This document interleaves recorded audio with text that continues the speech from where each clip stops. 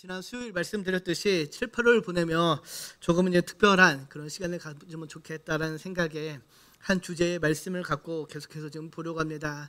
크게 믿음으로 걷는 여름이라는 이 주제로 말씀을 지금 계속해서 살펴보려고 하는데요. 지난 시간 첫 번째 시간으로 믿음의 첫걸음이었죠. 익숙함을 떠나 부르심을 따라가다라는 제목으로 말씀을 나눴는데요. 아브라함의 부르심과 그에 대한 순종을 함께 살펴봤습니다. 지난 시간 나눴던 내용을 좀 다시 한번 상기하며 오늘 본문을 좀 보고자 하는데요. 창세기 12장을 보면은 하나님은 아브라함에게 너는 본토, 친척, 아버지 집을 떠나라고 명령을 하시죠. 하나님께서 아브라함에게 주신 말씀, 명령은 매우 분명했습니다. 떠나라는 말씀이었죠. 그러나 아브라함의 입장에서는 불확실한 미래로 나아가는 그런 부르심이었을 것입니다. 그럼에도 아브라함은 하나님의 말씀에 순종함으로 나아가죠. 여기서 우리는 왜 아브라함이 믿음의 조상으로 불리게 되는지를 보게 됩니다. 믿음은 모든 것을 확신한 후에 출발하는 것이 아니라 하나님의 말씀에 순종함으로 나아가는 것이죠. 내가 이해할 수 없을지라도 하나님의 말씀을 신뢰하며 또 그 약속을 믿고 나아가는 것, 그것이 믿음일 것입니다. 우리의 인생에도 이처럼 하나님께서 때로는 낯선 곳으로 우리를 부르실 때가 있습니다. 그때 필요한 것은 우리에게 보장되는 그런 확실한 미래가 아니라 말씀에 대한 순종일 것입니다. 하나님의 인도하심은 우리가 순종할 때에, 순종으로 걸음을 내디딜 때에 비로소 드러나게 됩니다. 이스라엘 백성이 출애굽 후 홍해를 건너고 또 요단을 건널 때에, 홍해를 건널 때에는 먼저 모세가 지팡이를 가지고 들어갔지만은 요단을 건널 때에는 그들이, 제사장들이 하나님의 언약의 궤를 메고 먼저 요단으로 나아갈 때에, 그들의 발목까지 잠겼을 때 요단이 갈라지는 은혜를 보게 됩니다. 이처럼 믿음은 하나님의 인도하심, 그 말씀을 믿고 나아가는 것입니다. 이해가 되지 않더라도 하나님을 신뢰하며 나아가는 것, 이것이 믿음일 텐데요. 바라기는 저와 여러분도 하나님을 온전히 신뢰함으로 믿음의 길을 걸어가는 모두가 되기를 주님의 이름으로 축복합니다. 이렇게 하나님께서는 믿음의 걸음을 뗄 것을 말씀하시며 아브라함의 큰 약속을 주시죠. 너는 복이 될 것이다 라는 그 믿음의 약속을 주십니다. 그런데 하나님께서 아브라함에게 이 약속을 줄 때에 아브라함은 이룬 것이 아무것도 없는 상태였죠. 자식도 없었고 땅도 없었고 영향력도 없는 그런 상태였지만은 하나님은 그런 현실이 아니라 아브라함의 그 믿음의 약속을 세우십니다. 믿음으로 아브라함은 그래서 하나님의 약속하신 미래를 현재처럼 받아들이고 나아가게 된 것이죠. 약속은 믿음으로 반응할 때 현실이 됩니다. 사랑하는 성도 여러분, 하나님의 약속은 우리가 믿음으로 반응할 때 그것이 현실로 나타나게 될 줄 믿습니다. 오늘도 그 믿음으로 하나님의 약속을 믿고 또한 나아가기를 소망합니다. 이처럼 아브라함의 믿음의 길은 하나님을 전적으로 신뢰하는 그런 믿음의 걸음이었습니다. 하나님의 부르심의 첫걸음을 내디딘 아브라함의 걸음은 그래서 계속해서 걷게 되는데요. 오늘 본문은 그 믿음의 여정 속에서 시험받는 그런 순간을 보여줍니다. 본문을 보면은 본문을 보면서 믿음이 시험을 받는다라는 것이 무엇인지, 또 그 시험을 통해 우리가 무엇을 배우며 어떻게 하나님과 더 깊은 교제의 관계를 맺을 수 있는지를 한번 좀 생각해 보고자 하는데요. 오늘 본문 1절은 이렇게 시작을 합니다. 우리 같이 1절을 보겠습니다. 그 이후에 하나님이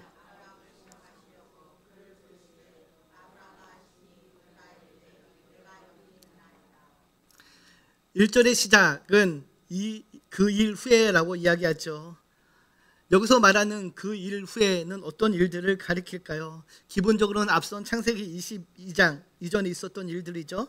창세기 21장에는 하갈과 이스마엘 사건이 기록되어 있습니다. 또 그 앞에는 아비 집을 떠나서 지금까지 일어나온 그 모든 일들을 가리키는 것일 텐데요. 지난주 하나님께서 아브라함을 부르신 이후 12장부터 22장까지 아브라함에게 어떤 일들이 있었나요? 조카 롯과 함께 길을 가다가 땅을 두고 다툼이 일어나고 갈라서게 되죠. 또 아내 사레를 누이라고 속이다가 발가게 되고, 또 소돔과 고모라의 심판을 목도하게 됩니다. 그리고 하나님의 약속을 믿지 못하고 하갈을 통해 이스마엘을 낳게 되죠. 그런 우여곡절 끝에 결국 하나님의 뜻 가운데 이삭을 낳고 어느덧 그의 이름이 아브라함에서 아브라함으로 바뀌는 일들이 일어나게 됩니다. 오늘 본문은 이런 수많은 일들이 있은 후에 어느 한 시점을 이야기합니다. 아브라함의 입장에서는 이제 모든 어려움과 괴로운 일들을 통과한 후에 이제는 어쩌면 더 이상 어려움이 없을 것이다 라고 생각하는 그 시점일 것이죠. 모든 폭풍우가 다 지나갔으니 이제는 평안한 일만 있을 것이다 라고 생각했던 그 시점에 하나님께서 다시 아브라함을 찾으시며 아브라함을 시험하십니다. 사랑하는 한만가족 여러분, 하나님은 우리의 생각과 기대와 달리 간혹 하나님의 사랑하는 자들을 시험하시기도 합니다. 신명기 8장 2절을 보면 하나님께서 이스라엘을 시험하죠. 광야의 백성을 시험합니다.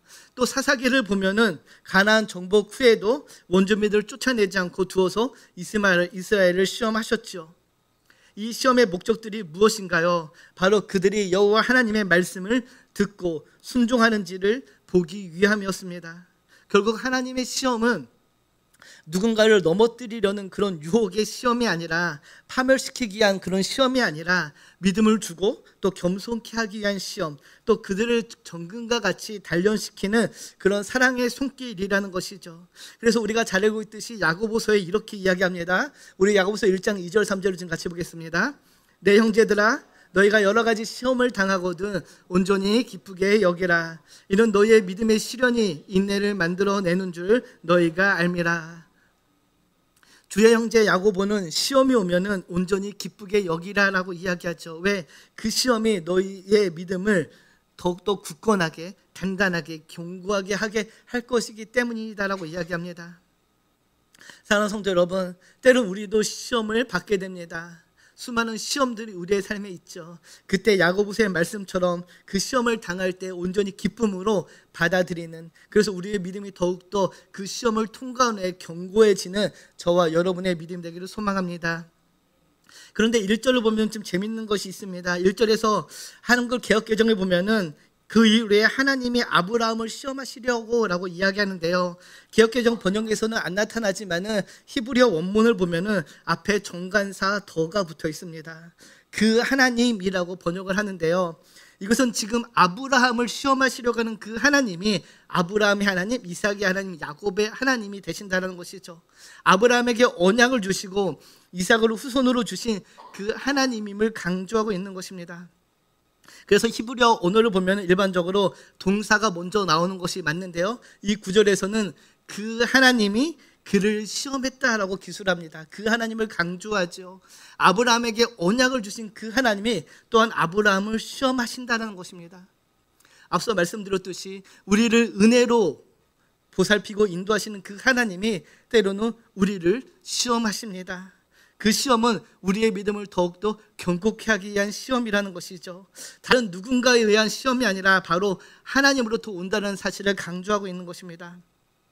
사랑하는 성도 여러분, 우리도 때로는 하나님으로부터 받는 그 시험이 있습니다. 그 시험을 기쁨으로 받아들일 때에 우리의 믿음이 더욱더 강해질 줄 믿습니다. 이렇게 하나님이 아브라함을 시험하시려 부를 때에 1절을 다시 보면 아브라함이 무엇이라고 대답하나요? 내가 여기 있나이다 라고 대답을 하지요. 이 대답은 단순한 대답이 아니라 하나님 말씀하시면은 제가 그 말씀을 듣고 행하겠나이다 라는 그런 순종의 믿음의 고백이라 할 수 있습니다. 믿음은 바로 이런 마음에서 시작됩니다. 하나님 말씀하시면 제가 듣고 그대로 순종하겠습니다 라는, 그대로 행하겠습니다는 그 마음의 믿음, 그 마음에서 우리의 믿음이 시작될 줄 믿습니다. 바라긴 우리도 아브라함처럼 주님의 음성에 내가 여기 있습니다라고 응답하는 모두가 되기를 축복합니다. 이렇게 하나님은 아브라함을 찾으시며 아브라함을 시험하시고자 하는데요. 2절을 보면 그 시험이 무엇인가요? 사람의 생각으로 볼 때는 도저히 감당할 수 없는 그런 시험입니다. 우리 2절 같이 보겠습니다. 여호와께서 이르시되 내 아들 내 사랑하는 독자 이삭을 데리고 모리아 땅으로 가서 내가 내게 일러준 한 산 거기서 그를 번제로 드리라. 하나님은 아브라함이 이삭을 얼마나 사랑하시는지를 아셨습니다. 그래서 이렇게 반복을 하죠. 내 아들, 내 사랑하는 독자 이삭이라고 강조하시죠. 지금 그 사랑하는 아들 이삭을 번제로 드리라라고 이야기하십니다. 번제로 드린다는 것이 무엇인가요? 죽여서 태워서 하나님께 예물로 바치는 것이죠. 도저히 하나님으로부터 온 시험이라고 생각할 수 없는, 어떻게 보면 최상의 난이도, 극악의 난이도의 시험 문제가 아닐 수 없습니다. 그래서 우리는 여기서 이 하나님의 시험이 갖는 의미를 좀 생각해 봐야 되는데요. 2절에 하나님께서 아브라함을 시험한 그 시험에 두 가지 중요한 의미가 있습니다. 첫 번째, 이삭을 번제로 드리라는 그 시험은 먼저 가장 소중하게 생각하는 것을 포기할 수 있느냐라는 하나님의 물음입니다. 하나님이 때로는 저와 여러분의 삶에서 가장 소중한 것을 요청하실 때가 있습니다. 그리고 그 믿음으로 그것을 하나님보다 더 소중히 여기지 않겠습니다 라고 고백하는 것, 그것이 하나님을 향한 우리의 믿음의 모습입니다. 그래서 사랑하는 성도 여러분, 우리가 하나님을 향한 믿음을 갖는다라는 것은 하나님께 무엇이든지 드릴 준비가 되어 있습니다 라고 고백할 수 있는 그 고백이 담겨져 있어야 됩니다. 한방 가족 여러분, 여러분은 어떠신가요? 하나님께 무엇이든지 드릴 준비가 되어 있으신지요? 우리도 이 아브라함의 이야기를 보며 무엇이든지 하나님께 드릴 수 있다라고 생각할 수 있습니다. 그러나 실제 우리의 삶을 보면은 내 손에 쥔 것을 내려놓는 일이 결코 쉽지 않다는 것을 우리는 알게 되죠. 그것이 우리의 자녀일 수도 있고요, 건강일 수도 있고, 우리의 미래의 계획일 수도 있지만은 그 어느 것 하나 쉽게 내려놓지 못하는 것이 실상 우리의 모습입니다. 그래서 주님께서 누가복음 14장에 보면은 이렇게 이야기하시죠. 같이 보겠습니다. 물은 내게 오는 자가 자기 부모와 처자와 형제와 자매와 더욱이 자기 목숨까지 미워하지 아니하면 능히 내 제자가 되지 못하고. 무엇을 말씀하시고 계신가요? 너희 삶의 최우선의 가치가 무엇이냐라고 묻고 있는 것이죠. 지금 아브라함은 믿음의 길에서 그 우선순위의 질문을 받고 있는 것입니다. 내가 너에게 독자 이삭을 주었는데 그 독자 이삭보다 네가 나를 더 사랑하고 있느냐? 내 삶의 최우선의 가치가 나 아직도 나 여호와 하나님이냐라고 묻고 있는 것입니다. 사랑하는 성도 여러분, 여러분의 삶의 최우선의 가치는 무엇인가요? 바라기는 우리의 우선순위도 여호와 하나님이시기를 소망합니다. 그리고 두 번째, 이 질문이, 이 시험이 갖고 있는 의미는 아브라함에게 하신 약속이 있죠. 너의 후손 이삭을 통해서 너의 후손이 번성하게 될 것이다라는 그 약속을 네가 아직도 믿고 있냐라는 것입니다. 심지어 그 이삭이 죽는다 할지라도 그 약속을 네가 아직도 믿고 있냐라는 것이죠. 우리가 보통 이 아브라함의 시험을 볼 때 첫 번째, 감정적으로 생각해서 주로 사랑하는 아들을 희생제물로 바칠 것인가라고 생각하지만은, 그러나 더 중요한 것은 바로 이 두 번째입니다. 아브라함이 하나님의 이 요구에도 불구하고 하나님의 약속을 신실하게 믿고 있냐라는 것이죠. 그 약속이 이루어질 것을 너는 아직도 믿냐라는 그 하나님의 물음이라는 것입니다. 사랑하는 성도 여러분, 저와 여러분은 어떠신가요? 때로는 우리가 원치 않는 일이 있을 때에, 때로는 우리의 삶에 고난이 있을 때, 역경이 있을 때 여전히 하나님을 신뢰하며 걷고 계신가요? 하나님의 약속이 이루어질 것을 믿고 있으신가요? 바로 이것을 묻는 것입니다. 이런 복잡한 상황 속에서 아브라함은 하나님의 말씀을 듣자 3절을 보면 지체 없이 순종을 하죠. 우리 3절을 보겠습니다. 아브라함이 아침에 일찍 일어나 낙에 안장을 주고 두중과 번제 쓸 나무를 쪼개 가지고 떠나 하나님이 자기 일러 주신 곳으로 가더니, 아브라함은 지체 없이 하나님의 말씀에 순종하며 채비를 마치고 떠나갑니다. 지난 시간 말씀드렸듯이 아브라함의 믿음은 바로 행동하는 믿음이었습니다. 즉각적인 순종에 따르는 믿음이었죠. 저와 여러분은 어떤가요? 때론 우리의 순종은 계산과 유불리를 따지고 있지 않는지요?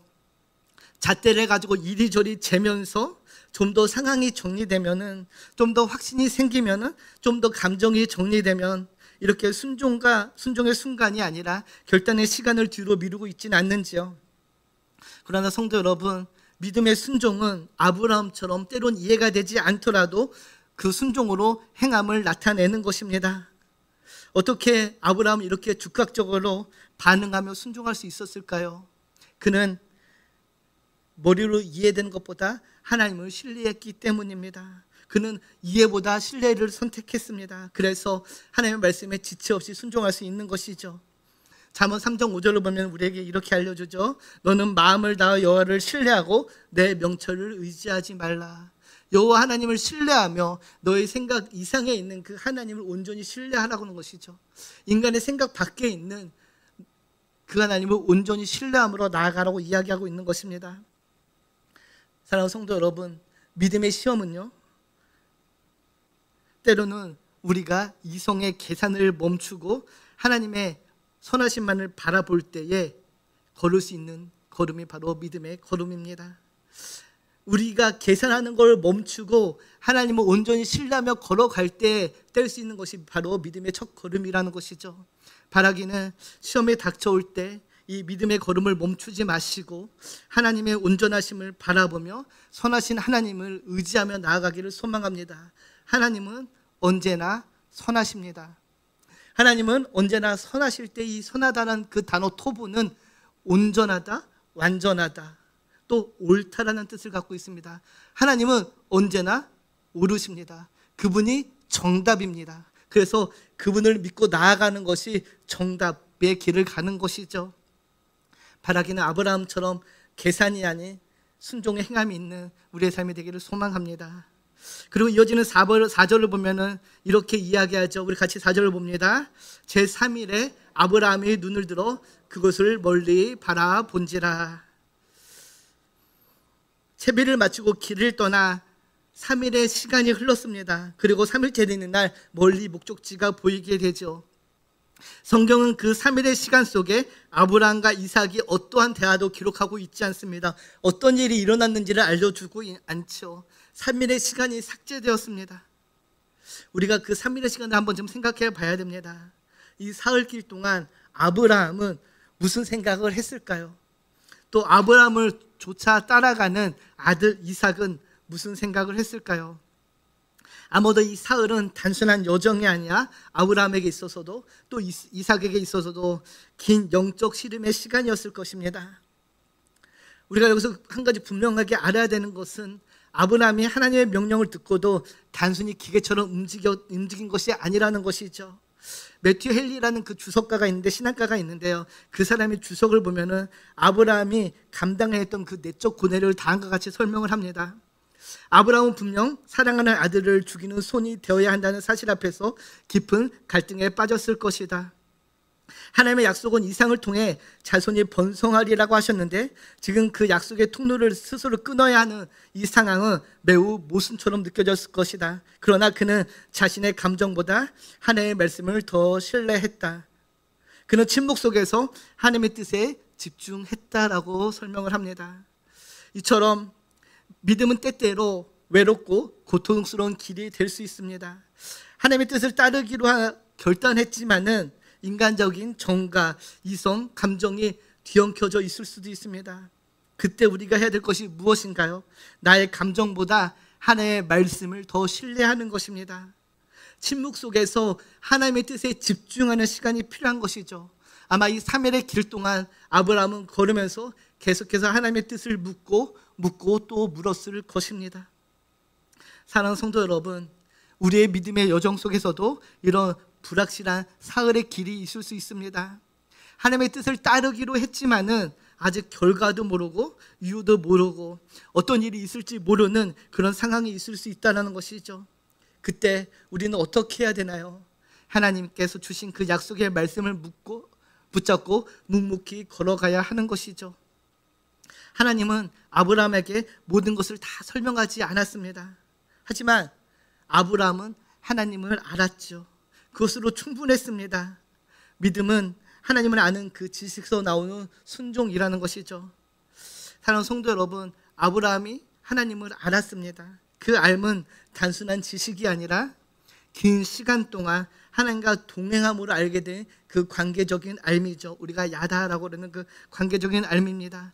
그래서 그는 그 하나님과의 깊은 관계 속에서 하나님을 신뢰할 수 있었던 것이죠.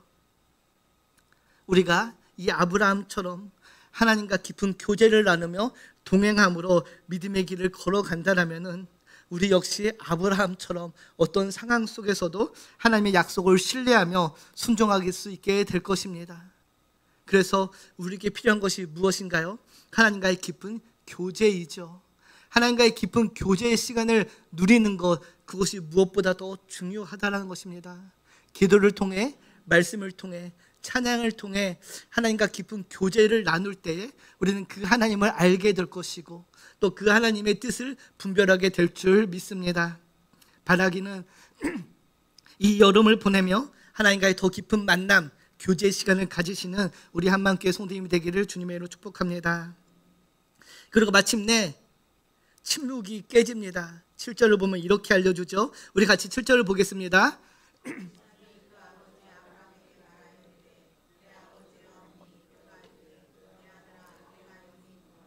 이삭이 이르되 불과 나무는 있거니와 번제할 어린 양은 어디 있나이까. 긴 침묵이 깨졌습니다. 어떻게 보면은 이 내러티브 안에 가장 현실적인 질문이라 할 수 있습니다. 번제 쓸 불과 나무는 있는데 어린 양은 어디 있습니까? 너무 현실적인 질문이죠. 이 질문에 대한 아브라함의 답이 무엇입니까? 바로 이 내러티브의 절정에 해당되는데요. 우리 함께 8절을 보겠습니다. 아브라함이 이르되 내 아들아 번제할 어린 양은 하나님이 자기를 위하여 친히 준비하시리라 하고 두 사람이 함께 나아가서 하나님께서 자기를 위하여 친히 준비하시리라.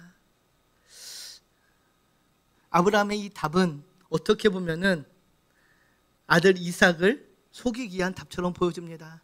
아들에게 대놓고 이야기할 수 없겠죠. 네가 그 번제물이야. 그렇게 말할 수 없게 하나님께서 친히 준비하실 거야 라고 둘러 말하는 것처럼 보일 수도 있습니다. 그러나 여러분, 아브라함의 이 대답은 단지 아들을 안심시키기 위한 그런 말이 아니라 아브라함의 믿음에서 우러나온 신앙의 고백이었습니다. 만약 이삭이 죽는다라면은 하나님의 약속이 거짓이 되므로 그것은 있을 수 없는 일이었습니다. 하나님의 약속에 의하면은 이삭은 죽을 수 없는 사람이죠. 그러므로 아브라함은 하나님의 뜻과 계획을 다 알 수는 없지만은 하나님께서 준비하시고 예비하실 것이다라는 그 믿음을 갖고 있었던 것입니다. 그것을 어떻게 할 수 있나요? 5절을 보면 이렇게 이야기하는데요. 우리 5절을 봅니다. 본문 5절이 없나요? 제가 읽어드리겠습니다.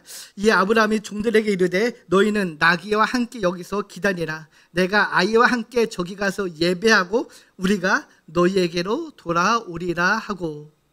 여기서 종들에게 아브라함이 무엇이라고 이야기하나요? 우리가 가서 저기 가서 제사를 지내고 우리가 다시 돌아오겠다라고 이야기합니다. 복수형으로 이야기합니다. 아브라함은 이삭이 죽지 않을 것을 확신하였던 것이죠. 그래서 사환에게 이삭과 함께 돌아오게 될 것이다라고 말하고 있는 것입니다. 사랑하는 성도 여러분, 이것이 바로 믿음의 고백입니다. 지금 내가 이해할 수는 없지만은 하나님이 준비하신다, 하나님이 책임지신다라는 이 믿음의 고백이 또한 저와 여러분에게 있기를 소망합니다.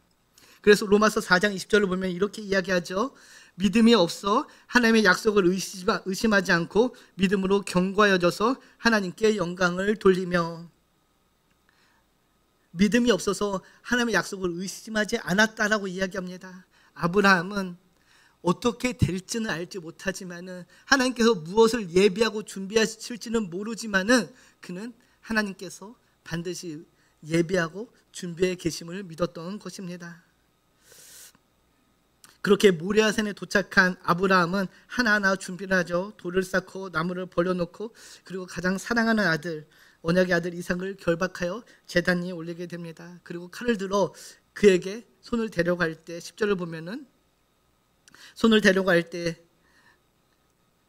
하나님께서 그를 부르시죠. 히브리서 11장 19절을 보면은 이 장면을 다음과 같이 해석을 합니다. 우리 같이 볼까요? 그가 하나님이 능히 이삭을 죽은 자 가운데서 다시 살리실 줄로 생각하신지라 비옥컨대 그를 죽은 자 가운데서 도로 받은 것이니라. 아브라함의 행동, 칼을 들어서 아들 이삭을 잡으려고 하는 그 순간은 아브라함의 믿음의 절정이었습니다. 그는 자신의 사랑하는 아들 이삭을 비록 죽일지라도 하나님께서 그를 다시 살려내실 것이다라는 그 믿음으로 갖고 있었던 것이죠. 아브라함의 믿음은 살리시는 하나님을 믿는 믿음이었습니다. 하나님께서는 아들을 죽이라고 명령했지만은 아브라함은 본 것이죠. 하나님께서 죽은 가운데서 다시 살려내실 것을 그는 그 사실을 믿었던 것입니다. 사랑하는 성도 여러분, 믿음은요, 하나님이 일하심을 죽음 너머에서도 신뢰하는 것입니다. 이제 끝났다 싶은 그 자리에서 하나님을 시작하실 것이라는 믿음으로 바라보는 그것이 바로 믿음이라 할 수 있습니다. 우리 인생에도 이처럼 순간순간 어려움이 다가옵니다. 결단을 해야 될 때가 있습니다. 도저히 이해되지 않는 하나님의 뜻이 있을 수 있고요, 견디기 어려운 시험들이 있을 수 있습니다. 손에 칼을 들고 순종해야만 하는 그런 순간들이 있죠. 그때 우리는 이렇게 고백할 수 있어야 됩니다. 하나님께서 준비하신다. 하나님께서 살리신다. 성도 여러분, 그래서 믿음은 하나님의 예배하심을 보는 영적 눈을 갖는 것입니다. 감정을 뛰어넘어 하나님을 신뢰하는 선택을 하는 그것이 바로 믿음이 될 것입니다. 이처럼 하나님께서 칼을 든 아브라함을 향하여 다음과 같이 이야기하시죠. 11절을 보면 이렇게 이야기합니다. 우리 같이 11절을 봅니다. 여호와의 사자가 하늘에서부터 그를 불러 이르시되 아브라함아 아브라함아 하시는지라. 아브라함이 이르되 내가 여기 있나이다 하매. 하나님의 다급함입니다. 아브라함아 아브라함아 아브라함아, 그에게 손을 대지 말라라고 이야기하시죠. 그리고 13절을 보면은 이렇게 알려줍니다. 아브라함의 눈을 살펴본 적 한 순양이 뒤에 있는데 뿔이 수풀에 걸려 있는지라. 아브라함이 가서 그 순양을 가져다가 아들을 대신하여 번제로 드렸더라. 하나님께서 피할 곳을 마련해 주고 계신 것이죠. 이것이 하나님의 예비하심입니다. 하나님은 우리의 한계를 아십니다. 그래서 그분은 감당하지 못할 시험을 허락하지 않으시죠. 그리고 피할 길도 함께 열어두시는 하나님이십니다. 하나님께서는 믿음의 순종 끝에 순양을 예비하셨습니다.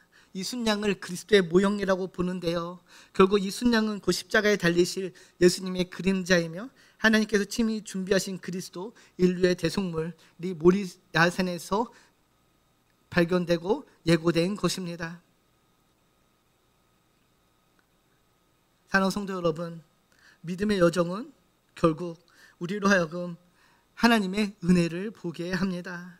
하나님은 언제나 길을 예비하시고 대속을 준비하시며 생명을 이끄시는 분이십니다.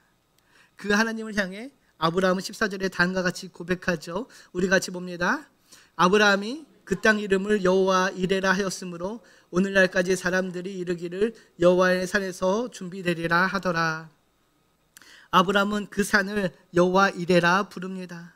여호와 이레는 단지 하나님의 공급함을 뜻하는 것이 아닙니다. 하나님이 보시고 예비하시고 때에 맞게 채우시는 분임을 고백하는 믿음의 고백입니다. 사랑하는 성도 여러분, 믿음의 사람은 위기에서 왜 이런 일이 나에게 일어나지? 라고 묻기보다는 이 가운데 하나님이 무엇을 예비하셨을까라고 묻는 사람이 되어야 합니다. 여호와 이레는 절망 속에서 드리는 은혜의 현장임을 여러분 기억하시고, 왜 이런 일이? 왜 나에게 이런 일이라고 묻기 이전에 하나님께서 이 가운데 나에게 원하시는 것이 무엇일까? 이 가운데 하나님은 무엇을 예비하셨을까 묻는 저와 여러분 되기를 소망합니다. 그때 우리는 은혜의 순양을 보게 될 것입니다. 그리고 이어지는 본문을 보면 하나님께서 다시 한번 아브라함에게 언약을 확인해 주십니다. 16절 17절인데 우리 마지막으로 좀 같이 보겠습니다. 이르시기를 내가 나를 가리켜 맹세하노니 내가 이같이 행하여 내 아들 내 독자도 아끼지 아니하였은즉 내가 내게 큰 복을 주고 내 씨가 크게 번성하여 하늘의 별과 같고 바닷가의 모래와 같게 하리니 내 씨가 그 대적의 성문을 차지하리라. 아멘. 믿음의 순종의 끝은 더 큰 은혜의 시작이 됩니다. 아브라함의 믿음은 다음 세대까지 흘러가는 축복의 통로가 되었는데요. 사랑하는 성도 여러분, 믿음의 시험 속에서 아브라함은 결국 하나님의 예비하심을 만났습니다. 그의 눈에 보이지 않던 순양은 순종의 자리에서 드러나게 됐는데요. 오늘 우리의 이 신앙의 여정은 어떻습니까? 혹시 우리도 아직도 내려놓지 못한 이삭을 품에 안고 하나님 왜 아직도 아무것도 보여주지 않으신가요? 라고 묻고 있지는 않는지요? 사랑하는 성도 여러분, 믿음은 그 이삭을 품고 모리아산에 올라가서 내려놓는 것입니다. 그럴 때 하나님의 예비하심을 눈으로 확인하게 될 것입니다. 믿음은 내려놓을 때 시작이 되고 내려놓을 때 보게 됩니다. 아브라함의 믿음은 단지 하나님을 아는 지식에 멈추지 않았고요. 그가 가장 사랑하는 아들, 또 자신의 미래, 하나님의 약속까지도 하나님께 내려놓는 믿음이었습니다. 그 순간 그는 다시 한번 그 누구도 경험하지 못한 기쁜 하나님의 은혜를 경험하게 됩니다. 이제 설교를 맺습니다. 사랑하는 성도 여러분, 우리의 믿음의 여정은 단 한 번의 결단이 아니라 평생을 걸어가는 길이죠. 그 여정 속에 우리는 수많은 문제들을 만나게 됩니다. 내려놓기 힘든 자녀의 문제를 만나고요. 포기하지 못하는 물질과 자존심의 문제들을 보게 됩니다. 또 붙잡고 싶은 욕망과 관계 여러 문제들이 있습니다. 그런 문제들 앞에 하나님은 오늘 저희에게 물어보십니다. 너는 나를 정말로 신뢰하느냐? 내가 너를 위해 예비한 것을 너는 믿느냐? 그 여정 끝에 내가 너와 함께하고 있음을 너는 아직도 믿고 있느냐라고 물으십니다. 이런 물음 앞에 저와 여러분의 대답은 무엇인가요? 눈앞의 현실보다 하나님의 말씀을 더 신뢰하기를 축복합니다. 그리고 이 여름 우리의 믿음의 여정 속에서 하나님을 온전히 바라보고 나아가는 저와 여러분이 되기를 다시 한번 주님의 이름으로 축복합니다. 기도합니다. 참 좋으신 하나님 감사합니다. 우리를 믿음의 여정으로 부르신 하나님, 아브라함처럼 우리에게도 순종할 수 있는 그 믿음을 주시옵소서. 주님의 음성에 내가 여기 있나이다 응답하게 하시고 내 손에 쥐고 있는 것을 믿음으로 내려놓게 하시며 하나님을 전적으로 신뢰함으로 이 믿음의 길을 걸어가게 하여 주시옵소서. 하나님의 준비하심을 기다리는 믿음이 우리 안에 있기를 소망하며 우리를 구원하신 예수님의 이름으로 감사하며 기도드립니다. 아멘.